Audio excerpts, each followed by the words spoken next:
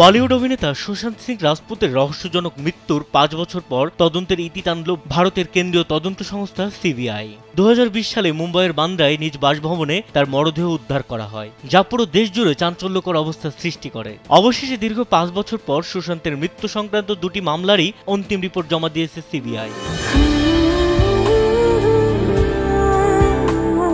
তদন্তের রিপোর্ট থেকে জানা যায়, প্রাথমিকভাবে সুশান্তের এই মৃত্যুর ঘটনা আত্মহত্যা বলে ধারণা করা হয়েছিল। অন্তিম রিপোর্টেও সিবিআই নিশ্চিত করল আত্মহত্যাই করেছিলেন অভিনেতা। তদন্তে খুন বা আত্মহত্যায় প্ররোচনা দেওয়ার মতো বিষয় উঠে আসেনি বলে জানানো হয়েছে। তদন্তে মাদক সংক্রান্ত কোনো দিকও উঠে আসেনি।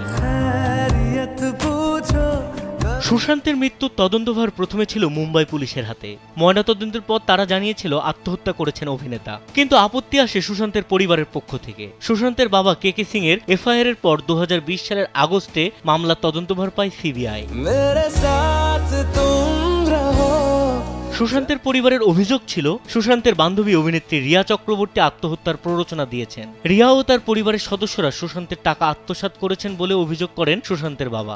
এমনকি রিয়া সুশান্তের খাবারে বিষ মিশিয়ে দিয়েছে বলে দাবি ছিল তার। তবে এসব অভিযোগের পক্ষে কোনো প্রমাণ পাওয়া যায়নি, জানিয়েছে সিবিআই। পরে রিয়ার পাল্টা অভিযোগ ছিল সুশান্তের দিদি প্রিয়াঙ্কা সিং রাজপুত ও দিল্লির এক চিকিৎসকের বিরুদ্ধে। রিয়া দাবি করেছিলেন সঠিক চিকিৎসা না করে সুশান্তকে ভুল ওষুধ দিয়েছিলেন সেই চিকিৎসক। প্রিয়াঙ্কা কোনো পদ্ধতি না মেনে ভাইকে সে ওষুধ খাওয়াচ্ছিলেন।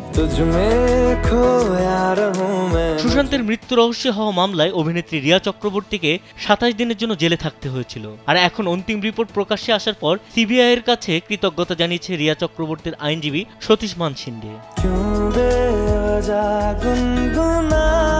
বিনোদন ডেস্ক, কালবেলা।